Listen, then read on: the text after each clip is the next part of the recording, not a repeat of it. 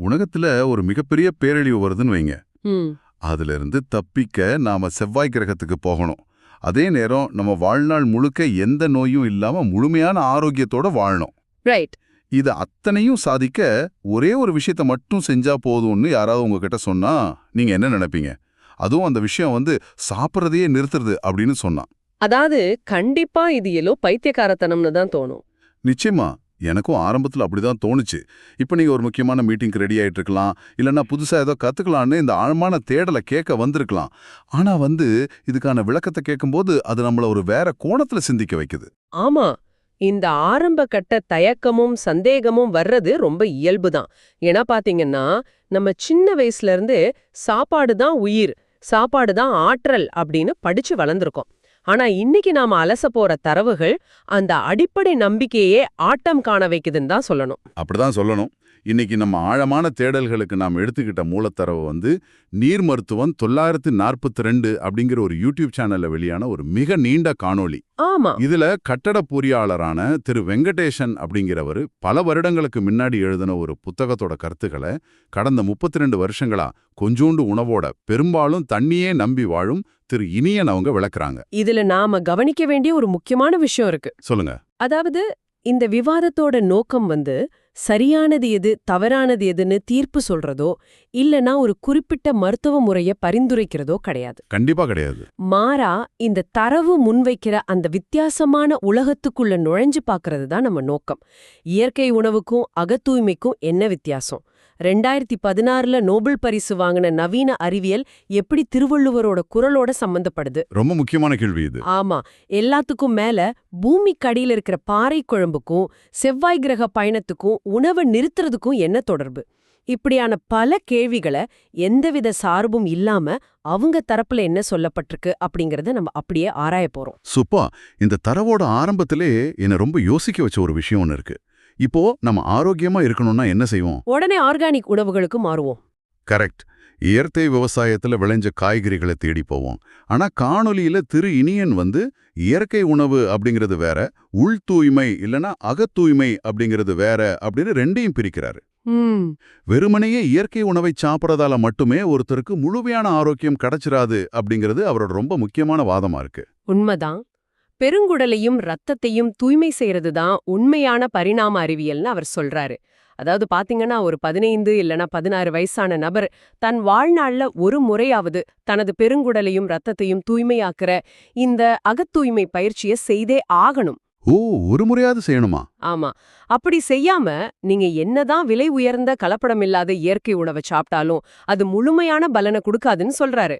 இத படிக்கும்போது எனக்கு ஒன்னு தோணுச்சு. அத நான் இப்படி பாக்குறேன். இப்போ நாம ஒரு பல லட்சம் ரூபாய் கொடுத்து ஒரு அதிநவீன கார் வாங்குறோம்னு வைங்க. அதுல ஊத்துறதுக்காக ரொம்ப சுத்தமான விலை உயர்ந்த பெட்ரோலை தேடி பிடிச்சு வாங்குறோம். பெட்ரோல் என்னவோ ரொம்ப சுத்தமானது தான். ஆனா அந்த காரோட என்ஜின் ஆயில் பல வருஷமா மாத்தப்படாம இன்ஜின்குள்ள குப்பைகளும் கசடுகளும் அடைச்சுக்கிட்டு இருந்தா அந்த கார் எப்படி ஓடும்? கண்டிப்பா மக்கர் பண்ணும். அதேதான், என்னதான் சுத்தமான பெட்ரோலை ஊத்துனாலும் கார் சரியா ஓடாது. நம்ம உடம்பும் அப்படிதான் போல இருக்கு. நாம எவ்வளவுதான் இயற்கையான உணவை சாப்பிட்டாலும் உள்ள பெருங்குடல் சுத்தமா இல்லைன்னா அந்த உணவுல இருக்கிற சத்துக்கள் உடம்ப சென்றடையாதுன்னு இந்த தரவு சொல்லுது. ரொம்ப சரியான உதாரணம். இந்த இன்ஜின் தூய்மை அப்படிங்கிற விஷயத்தை தான் அவர் ஒரு அறிவியல் கண்ணோட்டத்துல பாக்குறாரு. இந்த அகத்தூய்மை கொள்கையை வலியுறுத்த ஜெர்மன் நாட்டை சேர்ந்த மருத்துவர் அர்னால்ட் எக்ரெட் அப்படிங்கிறவரோட மருத்துவ குறிப்புகளையும் திருவள்ளுவரோட சிந்தனைகளையும் அவர் ஒப்பிட்டு பேசுறாரு. ஒரு நிமிஷம், நீங்க திருவள்ளுவர்னு சொன்னோன்னே எனக்கு ஒரு கேள்வி வருது. இத 2000 வருஷத்துக்கு முன்னாடியே அவர் சொல்லியிருக்காரு. இது தமிழர்களோட அறிவியல்னு சொல்லும்போது எனக்கு ஒரு பெரிய சந்தேகம் வருது. என்ன சந்தேகம்? இது அவ்வளவு சிறப்பான ஒரு விஷயம்னா ஏன் இப்போ யாருமே இதை பின்பற்றதில்ல? எப்படி இந்த அறிவியல் அப்படியே காணாம போச்சு? அந்த ஒரு வேதனையத்தான் காணொளியில அவரும் பதிவு செய்யறாரு. பலாயிரம் வருஷங்களா தமிழர்கள் கிட்ட இருந்த இந்த அகத்தூய்மை அறிவியல் கடந்த 2000 வருஷமா வழக்குழிஞ்சு போயிடுச்சுன்னு சொல்றாரு. அதுக்கு என்ன காரணம்னு சொல்றாரு? அவர் முன்வைக்கிற காரணம் என்னன்னா, தமிழர்கள் அந்த ஆராய்ச்சி செய்யற மனப்பான்மைய முற்றிலுமா கைவிட்டுட்டாங்க. எதையும் தாமாக முன் ஆராய்ந்து பார்க்காம கேளிக்கைகளுக்கும் போதைகளுக்கும் தவறான உணவு பழக்கங்களுக்கும் அடிமையாயிட்டாங்க. அதனால தான் இந்த உணவில்லாமல் வாழும் கலை அழிஞ்சு போச்சுன்னு அவர் சொல்றாரு. ஓ, அப்போ நம்ம தப்பு தான் சொல்றாரு. ஆமா. இதனால தான் திருவள்ளுவர் ஆய்ந்து ஆய்ந்து கொள்ளாதான் கேண்மை கடைமுறைதான் சாம் துயரம் தரும் அப்படின்னு குறிப்பிட்டு எதையும் ஆராய்ந்து பார்க்கணும்னு எச்சரிச்சதா அவர் சுட்டிக்காட்டுறாரு. சரி, வரலாற்று பின்னணி ஓரளவுக்கு புரிஞ்சுக்க முடியுது. ஆனா இதெல்லாம் கேட்கும்போது ஒரு சாதாரண நேயரா எனக்குள்ள ஒரு கேள்வி எழும்பத்தான் செய்யுது. சொல்லுங்க. இது ஏதோ ஒரு தத்துவ பாடம் போலவோ ஆன்மீக பேருரை போலவோ இருக்கே தவிர அறிவியல் ரீதியா இது எப்படி சாத்தியம்? வயிற்றுக்கு உணவே கொடுக்காம எப்படி ஒரு உடம்பால தன்னைத்தானே சரி செஞ்சுக்க முடியும்? இதுக்கு ஏதாவது மருத்துவ ஆதாரம் இருக்கா? இந்த இடத்துல தான் இந்த தரவு நவீன அறிவியலோட இணையுது. இந்த செயல்முறைக்கு உயிரியல் ரீதியான ஒரு பேரும் இருக்கு. 2016ஆம் ஆண்டு மருத்துவத்துக்கான நோபல் பரிசு எதற்காக வழங்கப்பட்டுச்சுன்னு பார்த்தா உங்களுக்கு அதுக்கான விடை கிடைக்கும். ஒரு நிமிஷம், 2016 நோபல் பரிசா? ஆமா. ஜப்பானிய விஞ்ஞானி யோஷினோரி ஓசுமி அப்படிங்கிறவருக்கு ஆட்டோஃபேகி அப்படிங்கிற கண்டுபிடிப்புக்காகத்தான் நோபல் பரிசு வழங்கப்பட்டுச்சு. ஆட்டோஃபேகி, அட, இத பத்தி நான் சில கட்டுரைகள்ல படிச்சிருக்கேன். ஆட்டோனா தானாகவே, பேகினா சாப்பிடுறது. அதாவது உடல் தன் கழிவுகளை தானே சாப்பிட்டுக்கிற ஒரு நுட்பம், அப்படித்தானே? சரியா சொன்னீங்க. இந்த ஆட்டோஃபேகிய பத்தி தான் காணொளியில திரு இனியன் ரொம்ப தெளிவா குறிப்பிடுறாரு. இத விளக்குறதுக்கு அவர் ஒரு நடைமுறை உதாரணத்தை காட்டுறாரு. அரபு நாடுகள்லயும் இஸ்லாமிய மக்களும் வருஷத்துக்கு ஒரு முறை நோன்பு இருக்கிறத நம்ம பார்த்திருப்போம். ஆமா, ரம்ஜான் நேரத்துல இருப்பாங்க. கரெக்ட். காலை 4 மணி முதல் மாலை 6 மணி வரை. அதாவது சுமார் 14 மணி நேரம் அவங்க தண்ணி கூட குடிக்காம வயிற்றுக்கு ஓய்வு கொடுக்கறாங்க. ஓகே. இப்படி தொடர்ந்து ஒரு 16 மணி நேரம் வரை வயிற்றுக்கு எந்த பணியும் கொடுக்காம இருக்கும்போது உடலானது தன்னிச்சையா இந்த ஆட்டோஃபேகி அப்படிங்கிற நிலைக்கு மாறுது.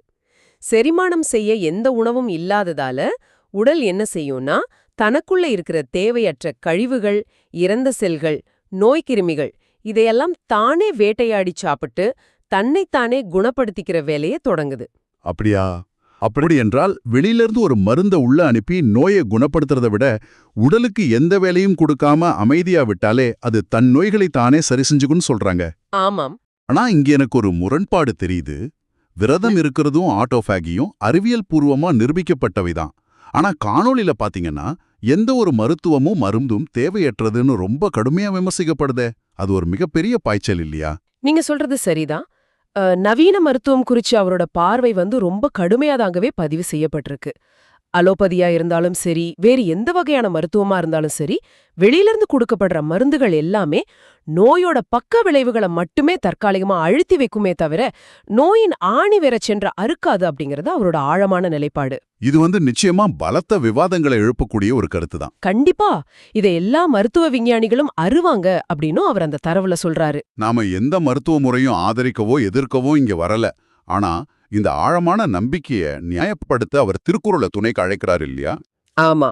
திருக்குறள் 941, அதாவது மிகுனும் குறையனும் அப்படிங்கிற குறளையும், 942 மருந்தென வேண்டாம் யாக்கைக்கு அப்படிங்கிற குறளையும் அவர் சுட்டி காட்டுறாரு. ஓகே. ஆனா இதுல அவர் சொல்ற ஒரு முக்கியமான நுட்பம் என்னன்னா, இந்த திருக்குறள்களை ஒரு புத்தகத்தை வாங்கி நேரடியாக படிக்கிறதன் மூலம் நாம புரிஞ்சுக்கவே முடியாதாம். ஏன் அப்படி சொல்றாரு? காரணம், இந்த நீர் உணவு முறைய திருக்குறள் நேரடியா சொல்லல. ஒரு தகுந்த ஆசிரியரோட இல்லனா வழிகாட்டியோட துணை இல்லாம இந்த சூக்ஷ்மத்தை புரிஞ்சுக்க முடியாதுன்னு சொல்றாரு. இது வெறும் பசிய கட்டுப்படுத்துற ஒரு பயிற்சி கிடையாது. மனித உடலை அடுத்த கட்டத்துக்கு எடுத்து செல்ற ஒரு பரிணாம அறிவியல் அப்படிங்கிறது தான் அவரோட வாதம். சரி, இதுவரைக்கும் நாம உடம்புக்குள்ள நடக்கிற ஆட்டோஃபேஜி பத்தியும் அக தூய்மையை பத்தியும் பேசணும். இதெல்லாம் ஒரு ஆரோக்கியமான வாழ்க்கைக்கு தேவையான விஷயங்கள்னு புரிஞ்சுக்க முடியுது. ஆனா இங்கதான் இந்த தரவு என்ன நிஜமாகவே தலை சுற்ற வச்சது. எந்த இடத்துல சொல்றீங்க? ஏன்னா இந்த நீர் உணவு பயிற்சிக்கும் செவ்வாய் கிரகத்துல குடியேறதுக்கும் ஒரு நேரடி தொடர்பு இருக்குன்னு அவர் சொல்றாரு. ஆமா. அக தூய்மை செஞ்சு உடலை தயார்படுத்துறது சரி, ஆனா எதுக்காக தயார்படுத்தணும்? எதுக்காக இந்த பரிணாம வளர்ச்சி அவசரம்? இந்த இடத்துல தான் இது ஒரு பயாலஜிக்கல் எமர்ஜென்சி கிட் போல எனக்கு தோணுது. பூமிக்கு ஏதாவது ஆபத்து நேர்ந்தா விண்வெளிக்கு தப்பிச்சல நம்ம உடம்பையே ஒரு ஸ்பேஸ் சூட்டா மாத்துறது போல இருக்கு. அந்த பயாலஜிக்கல் எமர்ஜென்சி கிட் அப்படிங்கிற கோணம் இது ரொம்ப சரியா விளக்குது.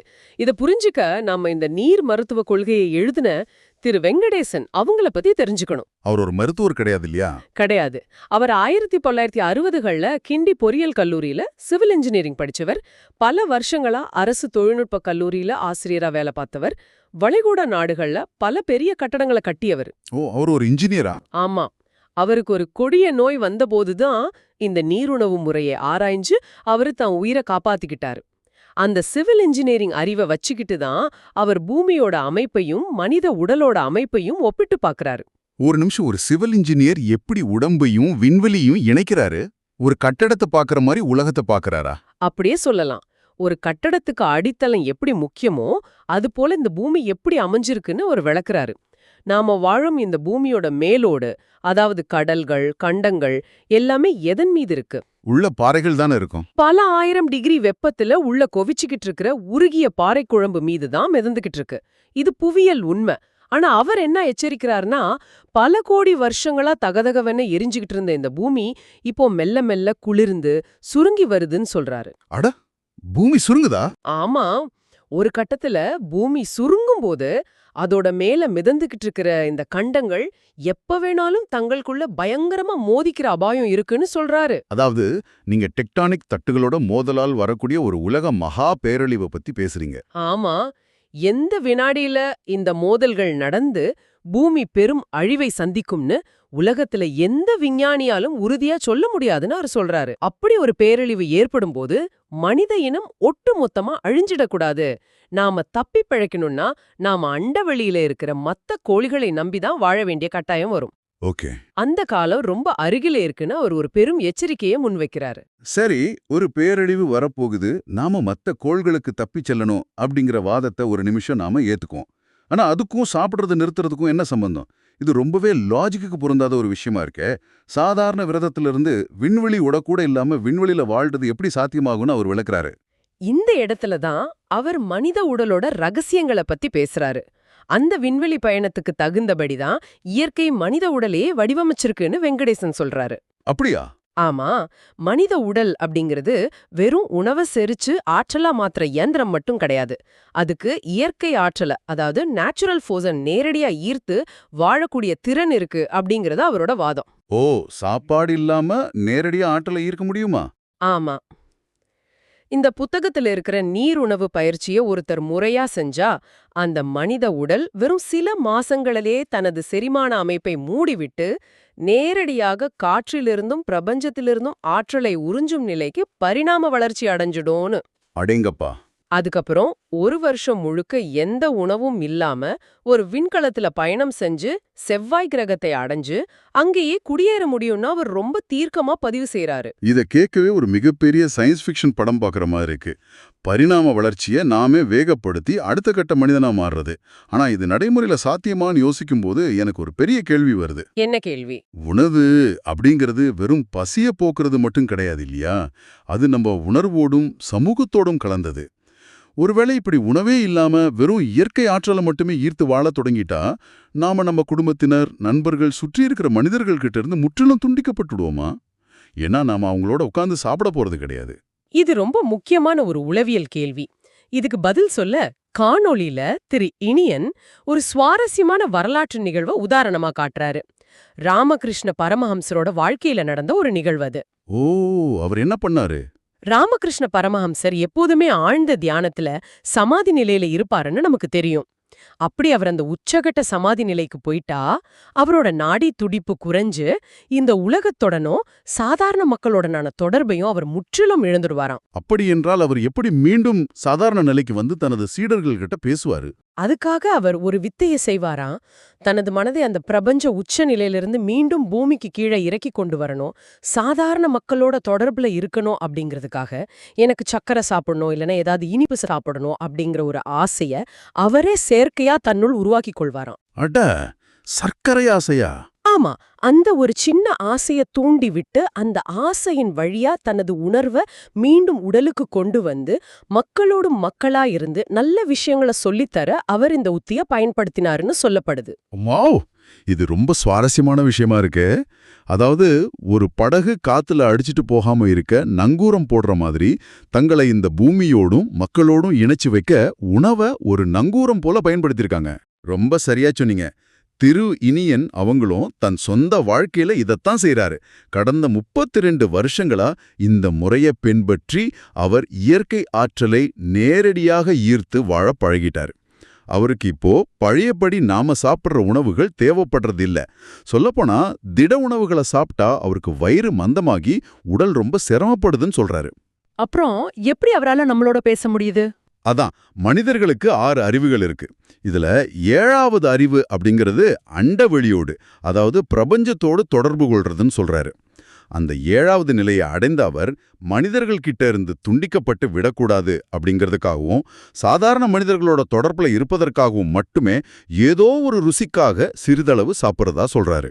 7வது அறிவு அப்படிங்கிறது பிரபஞ்சத்தோடு தொடர்பு கொள்றது அப்படிங்கிற விளக்கம் ரொம்ப புதுசா இருக்கு.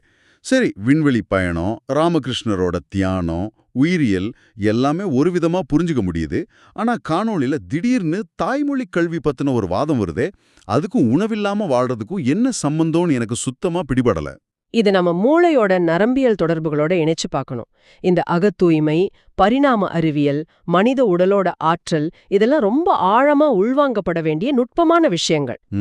இந்த நுட்பங்களை ஒருத்தரோட மூளை முழுமையா உள்வாங்கி கிரகிக்கணும்னா அது ஒரு குழந்தை தனது தாயிடமிருந்து கற்கும் அடிப்படை மொழியில தான் இருக்கணும்.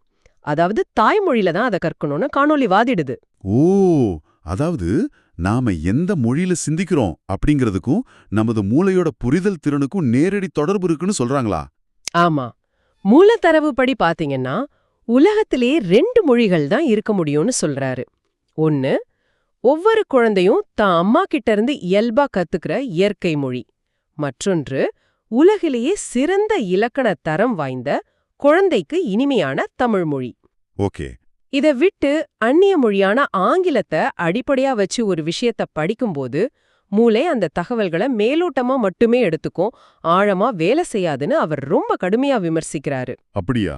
ஆமா, ஆங்கிலம் தெரிஞ்சாதான் எல்லாம் தெரியும் அப்படிங்கிற தவறான கல்வி முறையில நம்ம சிக்கிட்டோம் அப்படின்னும், தாய்மொழிய விட்டு அந்நிய மொழியில அடிப்படை கல்வி பயிலுறவங்களுக்கு மூளை தன் முழு திறனோட ஒருபோதும் இயங்காது அப்படின்னும் அந்த தரவு எந்தவித சமரசமும் இல்லாம பதிவு செய்யுது. ஆங்கிலம் குறிச்ச அவரோட இந்த நிலைப்பாடு விவாதத்துக்கு உரியதா இருந்தாலும் தாய்மொழி மூலமா சிந்திக்கும்போது மூளையோட நரம்பியல் தொடர்புகள் வலிமையா இருக்கும் அப்படிங்கிற உளவியல் ரீதியான கோணத்துல இதை நாம பார்க்கலாம்னு நினைக்கிறேன். ஆமா, கண்டிப்பா பார்க்கலாம். சரி, தத்துவங்கள், பேரழிவு எச்சரிக்கைகள் எல்லாவற்றையும் தாண்டி இதை ஒரு சாதாரண மனிதன் எப்படி நடைமுறையில செய்யறது? நாளைக்கே நான் இதை தொடங்கணும்னா அதுக்கான வழிகாட்டுதல்கள் ஏதாவது கொடுக்கப்பட்டிருக்கா? ரொம்ப தெளிவாவே கொடுக்கப்பட்டிருக்கு. இத ஒரு 180 நாள் செயல்முறையா அவர் வகுத்திருக்காரு. இத தொடர்ந்து 6 மாசங்கள் செய்யும்போது நம்ம உடல் ஒரு ஸ்டேபிள் நியூட்ரல் பாடி, அதாவது எந்த நோயும் நெருங்க முடியாத ஒரு நடுநிலையான நிலையான தன்மையை அடையும்னு சொல்றாரு. அந்த 180 நாள் பயிற்சி முறை என்னன்னு கொஞ்சம் விரிவா சொல்ல முடியுமா? நிச்சயமா. முதல் விதி என்னன்னா, காலை எழுந்ததிலிருந்து மாலை வரை எந்த ஒரு திட உணவும் எடுத்துக்க கூடாது. நீரை மட்டுமே மருந்தா குடிக்கணும். பசி எடுக்கும் போதெல்லாம் தண்ணீர் மட்டும்தான் குடிக்கணும். ஓ, பகல் முழுக்க தண்ணி மட்டுமா? ஆமா. பிறகு மாலையில ஒரே ஒரு வேளை மட்டும் உணவு உட்கொள்ளணும். அந்த உணவும் எப்படி இருக்கணும்னா 80% நன்கு வேக வச்ச காய்கறிகள் இல்லனா கீரைகளா இருக்கணும். மீதமுள்ள 20% மட்டுமே அவல் அல்லது சிறிதளவு சாதம் இருக்கலாம். அதுல டேஸ்டுக்கு ஏதாவது சேர்த்துக்கலாமா? கண்டிப்பா. சுவைக்காக லேசா உப்பு, காரம் சேர்த்து தாளிதம் செஞ்சு பிசைஞ்சு சாப்பிடலாம். ஆனா ஏன் இந்த 80% காய்கறிகள், அதுவும் மாலையில மட்டும்? இதுக்கு பின்னால இருக்கிற காரணம் என்னன்னு அவர் சொல்றாரு. இந்த மாலையில சாப்பிடுற 80% வேக வச்ச காய்கறி உணவு அப்படிங்கிறது உடலுக்கு சத்து கொடுப்பதற்காக கிடையாது. அப்புறம் இதுக்கு அது ஒரு பிரஷ் போல செயல்படணும் அப்படிங்கிறதுக்காக தான் காய்கறிகள்ல இருக்கிற நார் சத்தானது குடலுக்குள்ள போய் அங்க தங்கி இருக்கிற பழைய கழிவுகளை எல்லாம் சுரண்டி எடுத்துக்கிட்டு ஒரு 6 இல்லைன்னா 7 மணி நேரத்துல முழுமையா ஜீரணமாகி மலமா வெளியேறிடணும். ஓஹோ, கிளீனிங் ப்ராசஸ். ஆமா, தினமும் 180 நாட்களும் அன்னப்பாதைய தூய்மை செஞ்சு எந்த விதமான மலச்சிக்கலும் இல்லாம தினமும் காலையில மலம் கழிஞ்சிருக்கணும் அப்படிங்கறத நம்ம உறுதி செய்யணும். அப்படி செஞ்சா என்ன ஆகும்? இப்படி தொடர்ந்து செய்யும்போது இந்த நீர் உணவு உடம்புல இருக்கிற விஷத்தன்மை அனைத்தையும் மெல்ல மெல்ல இழுத்து கரைச்சு வெளியேற்றிடும். 6 மாசத்துக்கு பிறகு உடம்புல இருக்கிற அனைத்து நோய்களும் நீங்கி அந்த நியூட்ரல் பாடி அப்படிங்கிற தூய்மையான நிலையில உடல் அடைஞ்சிடும்னு அவர் உத்தரவாதம் அளிக்கிறாரு. உண்மையே இது ஒரு வெல்ல முடியாத மிகப்பெரிய பயணம் போல இருக்கு. நம்ம பெருங்குடலை சுத்தம் செய்யறதுல தொடங்கி நோபல் பரிசு வாங்கின ஆட்டோஃபேகி அறிவியலை தொட்டு பூமிக்கு அடியில் இருக்கிற பாறை கொழும்புக்கு போய் அங்கேருந்து மனித குலம் தப்பிக்க செவ்வாய் கிரக பயணம் வர இடைய ராமகிருஷ்ண பரமஹம்சரோட சர்க்கரை ஆசை. ஆமா, இது ஒரு மிகப்பெரிய சயின்ஸ் ஃபிக்ஷன் படத்துக்கு நிகரான, ஆனா நிஜ மனிதர்கள் தங்க வாழ்க்கையில இன்னிக்கும் பின்பற்றி வர்ற ஒரு மாபெரும் வாழ்வியலை நாம் இன்னைக்கு அலசியிருக்கோம். உண்மைலாம். இந்த தரவுகளின் மூலம் நாம தெரிஞ்சுக்கிற முக்கியமான விஷயம் இதுதான். மனித உடல் அப்படிங்கிறது நாம நினைச்சுக்கிட்டு இருக்கிற மாதிரி வெறும் ரத்தமும் சதையும் சில உறுப்புகளும் இணைக்கப்பட்ட ஒரு சாதாரண இயந்திரம் கிடையாது. அது இயற்கையோடும் பிரபஞ்சத்தோடும் நேரடியா தொடர்பு கொள்ளக்கூடிய, தன்னைத்தானே தகவமைச்சுக்கக்கூடிய ஒரு அபாரமான அமைப்பு அப்படிங்கறத வெங்கடேசன் மற்றும் இனியன் அவங்களோட அனுபவங்களும் தத்துவங்களும் நமக்கு உணர்த்துது. நிச்சயமா இது நீங்க நாளைக்கே உடனே செய்யணும் அப்படிங்கிறதுக்காக நாம் இங்க பேசல. ஒரு குறிப்பிட்ட வாழ்க்கை முறைய முழுமையா ஏத்துக்கிறதோ நிராகரிக்கிறதோ நம்ம நோக்கம் கிடையாது. ஆனா பாத்தீங்கன்னா, மனித உடல் குறிச்சு நாம பல வருஷங்களா வச்சிருக்கிற அத்தனை நம்பிக்கைகளையும் ஒரு புதிய கோணத்துல கொஞ்சம் ஆழமா சிந்திக்க இது நம்மள தூண்டுது. கண்டிப்பா. இந்த ஆழமான தேடலை நிறைவு செய்யறதுக்கு முன்னாடி நீங்க இதை பத்தி சற்று சிந்திக்க ஒரு கேள்வியை மட்டும் உங்க முன் வைக்கிறேன். நமது மனித உடல் எந்த உணவும் இல்லாம விண்வெளியில பல காலம் வாழும் அளவிற்கான இயற்கை ஆற்றலை ஈர்க்கும் திறன் கொண்டது அப்படிங்கிறது ஒருவேளை உண்மையா இருந்தா, இந்த நவீன காலத்தோட சொகுசுகளாலும் செயற்கையான உணவு பழக்கங்களாலும் நாம வேறு என்னென்ன அபாரமான மனித ஆற்றல்களை எல்லாம் நமக்குள்ளேயே பயன்படுத்தாம முடக்கி வச்சிருக்கோம். இதை கொஞ்சம் யோசிச்சு பாருங்க. மற்றொரு சுவாரஸ்யமான தேடல்ல மீண்டும் சந்திப்போம்.